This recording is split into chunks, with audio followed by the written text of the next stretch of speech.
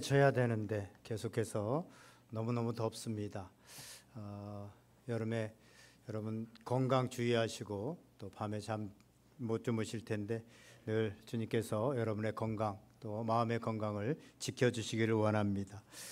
지난주 목요일까지 여러분들이 기도해 주시고 또 관심 가져주시고 또 물질로 후원해 주시고 그래서 몽골 단기 선교 잘 다녀왔습니다. 가는 선교사로 보내는 선교사로 우리 온누리 교회가 몽골 복음화에 또 앞장서서 나아갈 수 있었다는 거 참으로 감사하고 너무나도 기쁜 일이었습니다. 오후에 선교 보고 예배 때 우리가 함께 나누겠지만 복음을 전하고 또 그곳에 가서 우리가 그동안 모아놨던 물품들 그 물품들을 교회들에 나누어 주고 또 헌금한 여러분들이 그 물질들을 거기에 가서 우리가 아끼고 또 기숙사 같은 곳에서 이렇게 자면서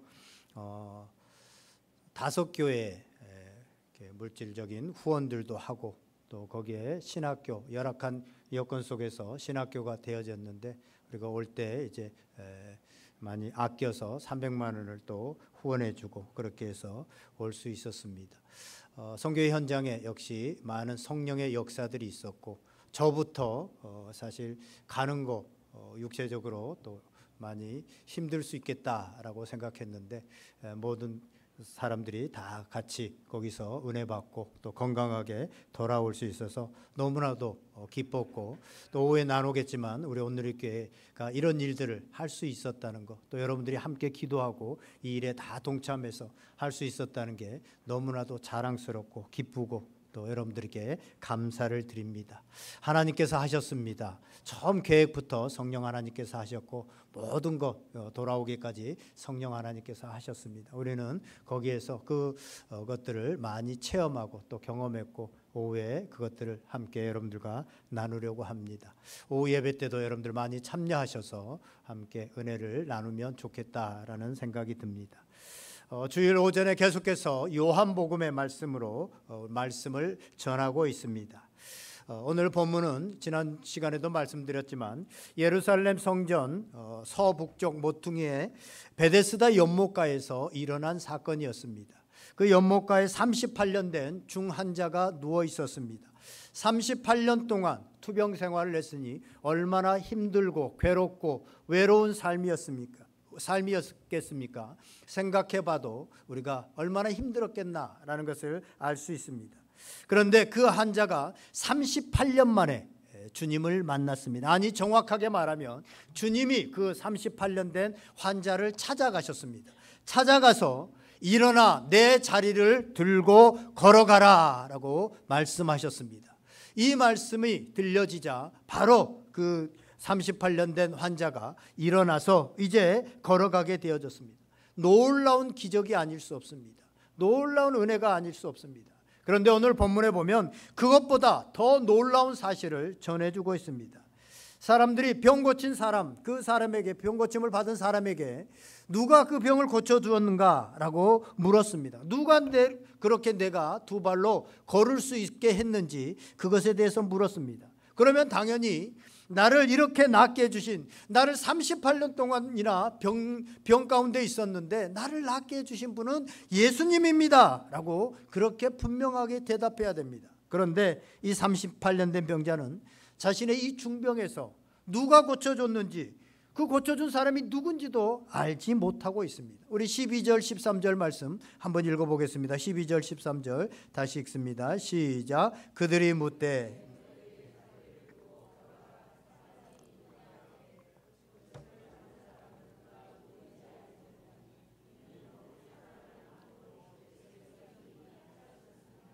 아멘.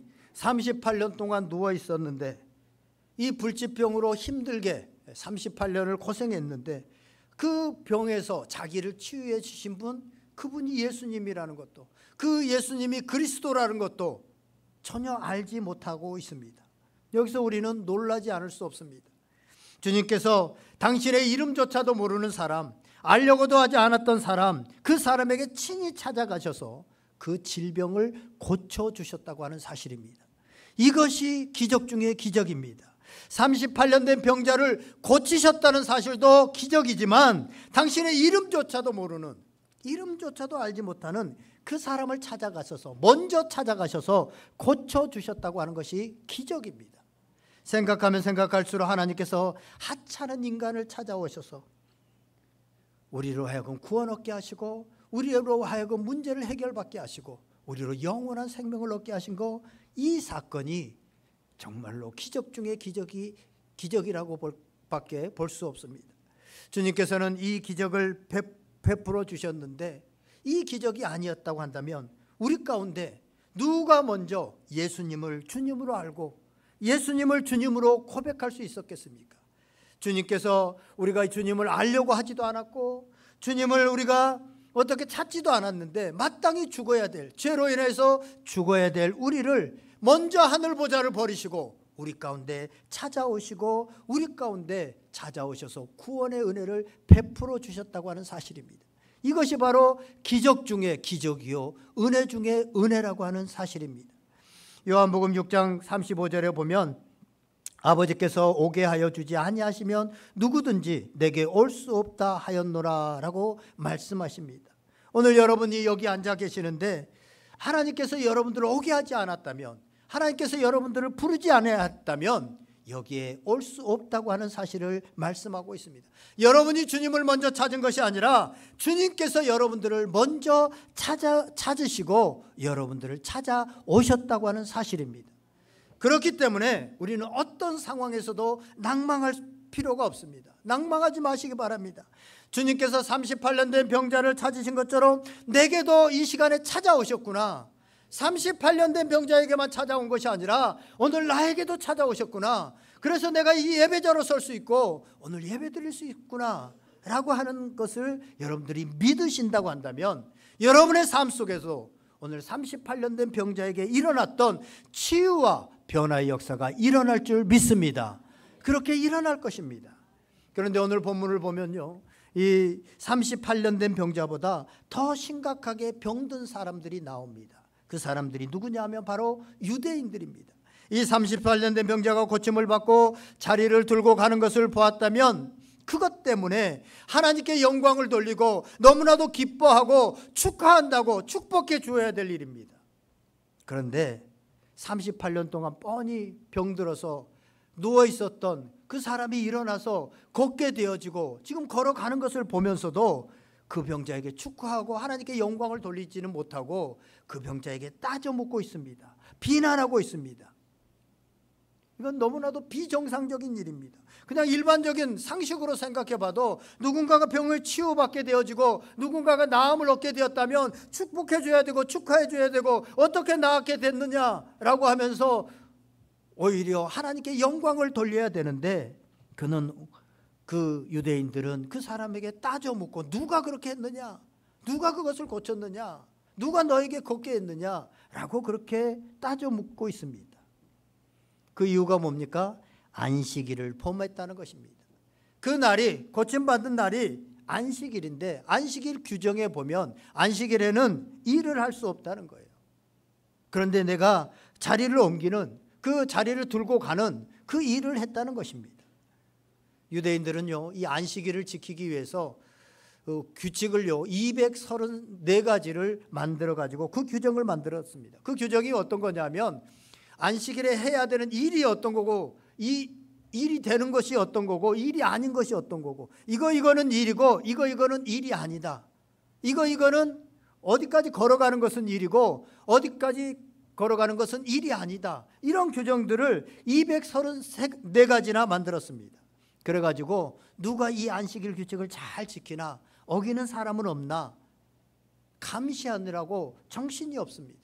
그래서 이 은혜를 입고 정말 나음을 받고 새 생명을 얻고 이런 것에는 관심이 없고 오직 이 규칙을 잘 지켰는가 안 지켰는가, 안식일을 범했는가 안 범했는가, 이거에만 관심이 있습니다. 이것이 은혜가 없고 율법적인 신앙을 가진 사람들의 모습입니다. 안식을 거룩하게 지키라고 하는 법이 들어있는 십계명은 분명히 하나님께서 주신 하나님의 법입니다. 그래서 율법은 좋은 것이고 율법은 지켜야 되는 것입니다. 율법은 우리로 하여금 죄를 깨닫게 하는 것입니다. 죄를 알게 합니다. 그래서 예수님께서도 이 땅에 오셔서 내가 율법을 폐하러 온 것이 아니라 율법을 완성하러 왔다라고 말씀하고 있습니다. 오늘 본문에도 이 38년 된 병자에게 내가 더 큰 병이 생기지 않도록, 더 큰 것이 생기지 않도록 죄를 짓지 말라라고 말씀하고 있습니다. 그래서 율법이 잘못된 것이 아닙니다. 율법이 아니라 율법주의가 잘못된 것이고 율법적인 신앙이 잘못되었다고 하는 사실입니다.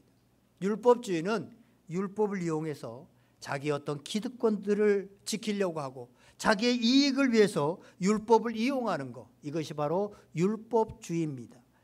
오늘날도 자기가 옳다는 것을 주장하기 위해서 자기의 이익을 위해서 말씀을 이용하는 경우가 있습니다. 이러한 성도가 바로 오늘 본문에 나오는 유대인들처럼 율법적인 성도다라고 볼 수 있습니다. 오늘 본문의 율법적인 이 유대인들은 38년 된 병자가 병으로부터 새 생명을 얻었다는 것에는 전혀 관심이 없습니다. 관심은 누가 안식일인데 그것을 했느냐, 누가 안식일인데 너로 하여금 자리를 들고 일어나 걷게 했느냐라는 것입니다. 그 누구를 찾는 이유는 야, 대단한 일을 했다, 생명을 살리는 일을 했다, 이 기쁜 일을 했다라고 해서 영광을 돌리고 그에게 감사를 돌리려고 하는 것이 아니라 그 사람을 찾아내서 그 사람을 정죄하고 핍박하기 위해서 이 누가 그랬느냐라고 하는 것을 찾고 있는 것입니다. 유대인들은 다 하나님을 믿는 하나님의 백성들입니다. 하나님을 믿는다고 하는 그들이 어찌 하나님의 법을, 하나님의 아들인 예수님을 하나님의 법으로 정죄하고 하나님의 법으로 핍박할 수 있습니까? 어떻게 하나님을 믿는다고 하는 사람이 하나님의 아들인 예수님을 하나님의 법으로 핍박하고 정죄할 수 있느냐는 겁니다. 그것은요, 율법의 정신, 하나님이 만드신 그 법의 정신을 망각했기 때문에 그렇습니다. 누가복음 10장 26절에서 28절을 보면 예수님께서 율법의 정신을 이렇게 말씀하고 있습니다. 내 마음을 다하며 목숨을 다하며 힘을 다하며 뜻을 다하여 주 너의 하나님을 사랑하고 또한 내 이웃을 내 자신같이 사랑하라 하셨느니라. 아멘. 율법의 정신은 바로 생명과 사랑입니다. 그래서 사실 세상에 있는 법, 우리나라의 법도요, 이 하나님의 법에 근거를 둡니다. 모법으로. 그래서 인간의 법들도, 나라의 법들도 사실은 정상적인 거면 생명과 사랑에 근거를 둡니다. 하나님의 법인 정신인 생명과 사랑을 상실한 자에게 하나님의 법은 더 이상 하나님의 법일 수 없습니다. 그것은 단지 자신의 뜻과 자신의 판단을 정당화시키는 그런 수단에 불과하는 것입니다. 그들은 하나님의 법으로 핍박하고 정죄합니다. 한 걸음 더 나아가서 18절에 보면 진리이신 예수님을 이제 죽이려고 합니다. 그리고 실제로 우리는 예수님을 그들이 십자가에 못 박아 죽였다고 하는 사실들을 알고 있습니다. 이처럼 정신적으로 영적으로 병든 유대인들에게 하나님의 법은 오히려 그들의 자신을 지키고 자신의 이익을 탐하고 자신의 기득권을 지키는 그런 흉기였을 뿐이라고 하는 사실입니다. 이런 율법적인 사람들, 율법적인 성도들은요, 예를 들어서 이번 몽골 단기 선교를 갔다 왔다라고 하면 거기에서 얼마나 많은 영혼들이 구원을 얻게 되어지고 얼마나 많은 성령의 역사가 일어나고 얼마나 많은 생명들이 살아났는가, 이런 것에는 관심이 없습니다. 그리고 꼭 주일을 끼워서 거기에 갔어야 되는가, 그리고 꼭 돈을 써가면서 그 일을 해야 되는가라고 하는 그런 말들을 합니다. 그런데요, 이런 율법적인 사람들의 특징은요, 자기가 그렇게 영적으로 비참한 상태에 있다는 것을 모른다고 하는 사실입니다. 마음이 병든 사람, 영적으로 병든 사람은 자기가 병들었다고 하는 사실들을 잘 모릅니다. 우리가 육체적으로 병이 들면 암인지 당뇨인지 고혈압인지 어떤 자기가 압니다. 그런데 영적으로 병든 사람은요, 자기가 더 잘난 줄로 착각합니다. 자기가 옳다고 생각합니다. 그러니 이것이 더 심각한 것입니다. 그리고 또 이런 율법적인 사람들의 특징은요, 화를 잘 낸다고 하는 사실입니다. 무슨 문제가 있거나 잘못된 사람을 보면 엄청나게 화를 냅니다. 막 분을 내죠. 물론 잘못된 사람이나 잘못된 것을 보면 화를 내는 것이 어찌 보면 자연스러운 일일지 모릅니다. 잘못된 것을 보고 그냥 아무 얘기도 안 하는 것이 오히려 비정상적일지도 모른다는 생각을 합니다. 그러나 우리가 꼭 알아야 될 것이 있습니다. 화를 내는 것 가지고 하나님의 의가 이루어지지 않는다고 하는 사실입니다. 야고보서 1장 20절을 보면 사람이 성내는 것이 하나님의 의를 이루지 못함이라 라고 말씀하고 있습니다. 가정도 마찬가지고 교회도 마찬가지입니다. 성내는 것으로 하나님의 의를 이루지 못합니다. 화를 내면 마귀가 역사합니다. 그래서 성경은 화를 내어도 분을 품지 말라, 그 분을 품지 말라라고 말합니다. 왜냐하면 그렇게 되어지면 마귀가 역사하기 때문에 그렇습니다. 이걸 모르니까 해결하겠다고 자신이 하나님의 뜻대로 살아보겠다고 오히려 화를 내고 분을 내는 경우들이 종종 생기는데, 그것은 하나님의 의가 드러나는 것이 아니라, 문제가 해결되어지는 것이 아니라 마귀만 역사하게 되어집니다. 마귀의 놀이터가 되어지고 만다고 하는 사실입니다. 이처럼 안식일에 병을 낫게 해서 자리를 들고 이제 가라고 했다고 비난하고 비판하는 그런 유대인들을 향해서 주님께서 이렇게 말씀하십니다. 17절 말씀 우리 다 같이 한번 읽어보겠습니다. 17절 다 같이 읽습니다. 시작. 예수께서 그들에게 이르시되, 아멘. 주님께서 일하시는 까닭은 아버지 하나님께서 일하기 때문에 일하신다. 아버지 하나님께서 일하시기 때문에, 내 아버지께서 일하시기 때문에 이렇게 말씀합니다. 그러자 유대인들이 이제 더 죽이려고 합니다. 왜 죽이려고 하느냐? 하나님을 내 아버지라고, 내 친아버지라고 불렀다는 것입니다. 하나님을 인간으로 만들고 인간이 하나님인 것처럼, 자신이 하나님인 것처럼 그렇게 했다는 것입니다. 그런데 사실은요, 예수님은 의도적으로 이 말씀을 하셨습니다. 자신이 누구인가 사람들이 알지 못하고 관심이 없고, 자신이 이 인류를 구원할 수 있는 하나님이심을 나타내기 위해서, 자신의 정체성을 보이기 위해서 이 말씀을 실제로 하신 것입니다. 실제로 우리 불교의 석가모니는요, 자신이 어떤 신적인 존재임을, 자신이 하나님임을 실제로 밝힌 적이 없습니다. 생로병사에 대해서 정직하게 인생에 대해서 사색했을 뿐, 자신이 어떤 신적 존재다, 구원할 수 있는 존재다 라고 하는 것을 한 번도 밝히지 않았습니다. 왜요? 자신이 신이 아니기 때문에 그렇습니다.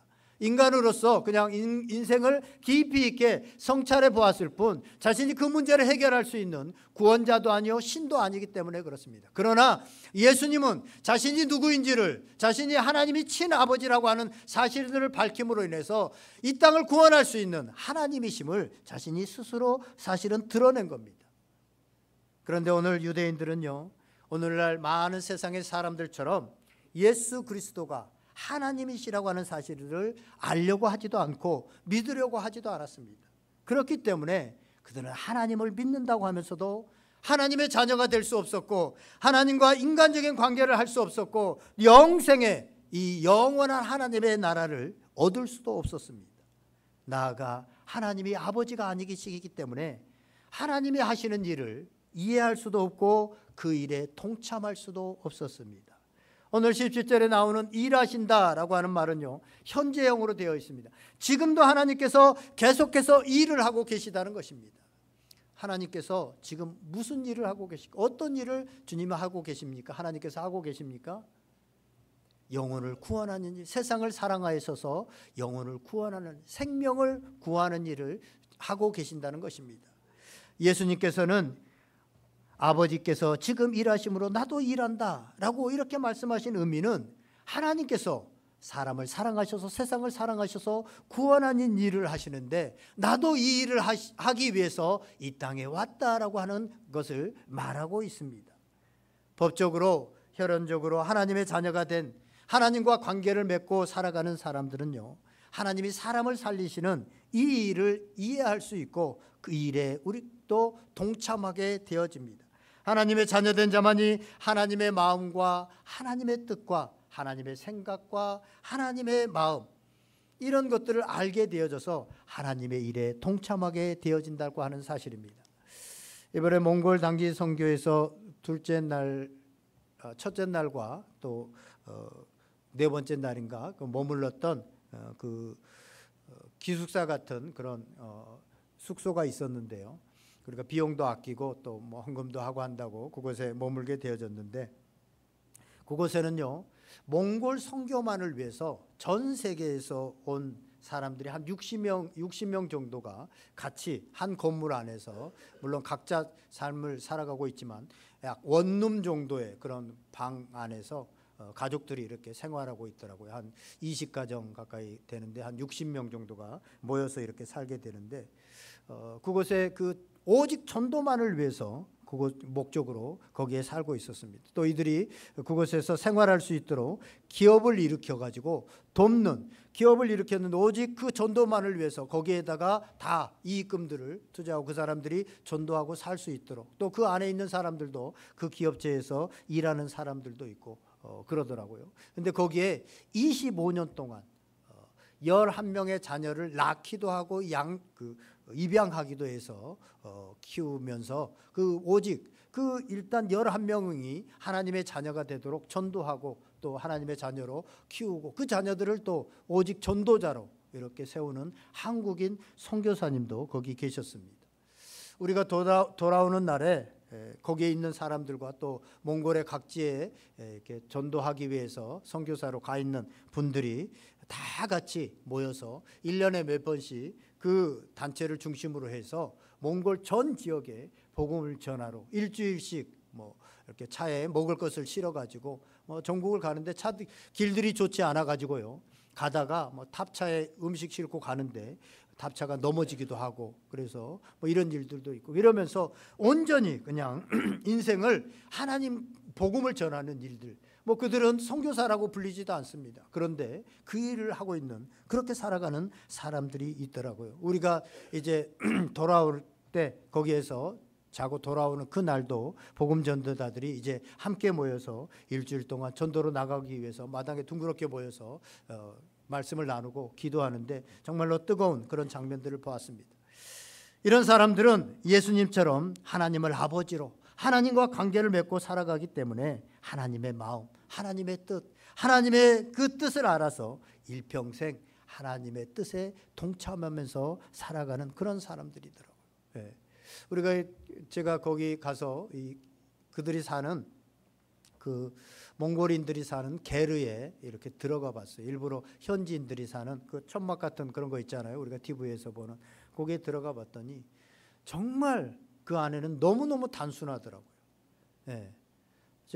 우리는 너무 복잡하게 사는 것 같아요. 그렇게 단순하게 살아도 그분들 그렇다고 해서 빨리 죽고 생활하지 못하고 그렇지 않습니다. 정말 목가적으로 그 분들도요 7, 80년 평균 수명이 7, 80살 다 됩니다. 거기서 건강하게. 너무너무 단촐해요. 조그마한 텐트 안에 3식구, 4식구가 사는 거잖아요. 그런데 충분히 사라집니다.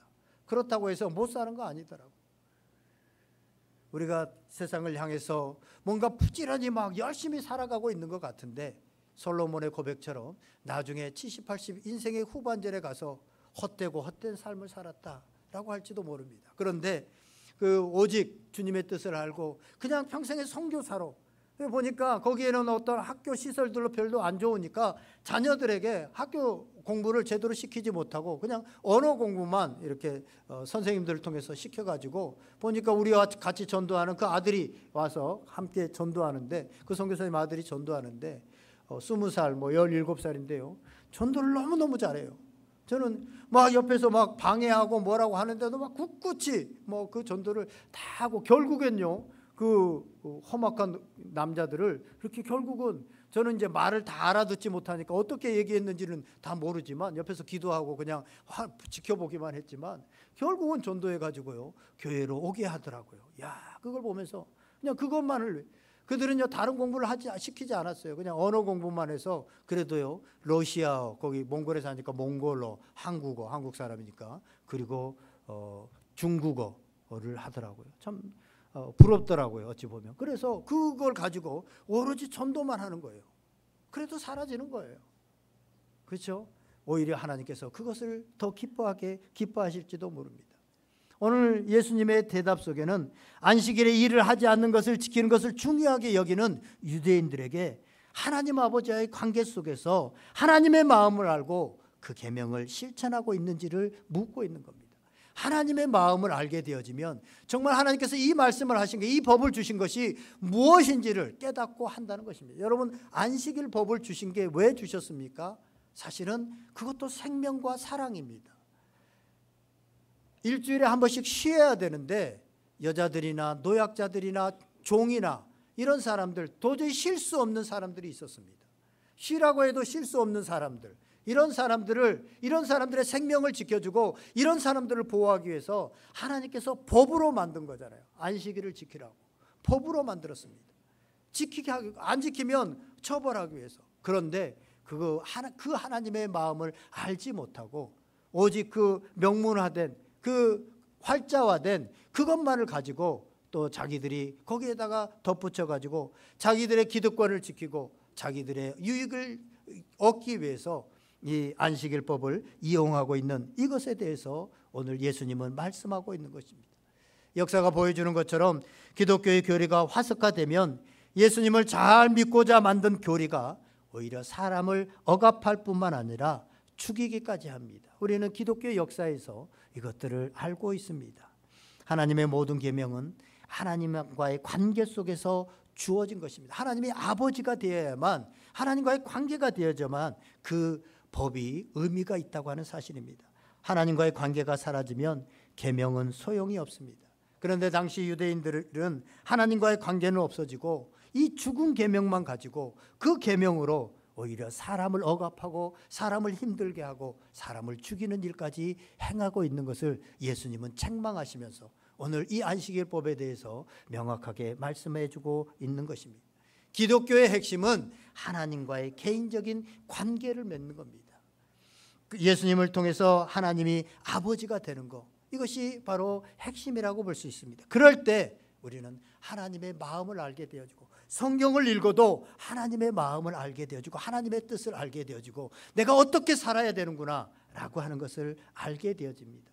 하나님의 마음은 어떤 겁니까? 결국은 생명과 사랑입니다. 생명을 살리는 것입니다. 사랑으로 생명을 살리는 것입니다. 하나님의 마음을 알게 되어지면, 하나님의 뜻을 알게 되어지면 우리는 이 일에 동참하는 삶을 살게 되어진다고 하는 사실입니다. 아버지의 마음을 알지 못하면 오늘 본문의 유대인들처럼 하나님의 말씀을 가지고도 사람을 해치고 죽이는 일에 동참할 수 있다고 하는 사실입니다. 이제 말씀을 정리하려고 합니다. 우리 중에 혹시 유대인들이 만든 이 안식일 계명과 같은 것을 가지고 자신이 절대 옳다고 믿는 그 규정을 만들고 그것으로 다른 사람들을 오히려 정죄하고 판단하고 해치는 그런 사람은 없습니까? 우리는 다 38년 된 병자들처럼 예수님의 십자가로 구원을 받아서 하나님의 자녀가 된 사람들입니다. 이제 우리는 하나님을 아버지로 부를 수 있는 자녀가 되었습니다. 정상적인 자녀는 아버지와 매일 관계를 맺으면서 아버지가 원하는 것을 압니다. 그리고 그것을 하게 되어집니다. 그것이 바로 사랑으로 생명을 살리는 일이라고 하는 사실입니다. 사람을 영원히 살리는 일보다 더 큰 일은 없습니다. 그러므로 우리가 살아가면서 어떤 말이나 어떤 행동을 할 때 이것이 사랑인가, 이것이 사람을 살리는 것인가 늘 생각하며 행하고 살아가면 주님께서 주시는 그 계명, 주님께서 주신 이 말씀의 삶을 살아간다고 하는 사실입니다. 우리 오늘의 교회 모든 성도들이 이 하나님 아버지를 따라서 하나님의 마음을 알고 사랑으로 생명을 살리는 일에 다 동참하는 그런 복된 성도들이 다 되어질 수 있기를 주님의 이름으로 간절히 축원드립니다. 우리 다 같이 오늘 말씀 생각하면서 한번 기도하겠습니다. 오늘 말씀 속에서 성령 하나님께서 여러분들이 들려주시는 말씀 붙들고 기도하겠습니다.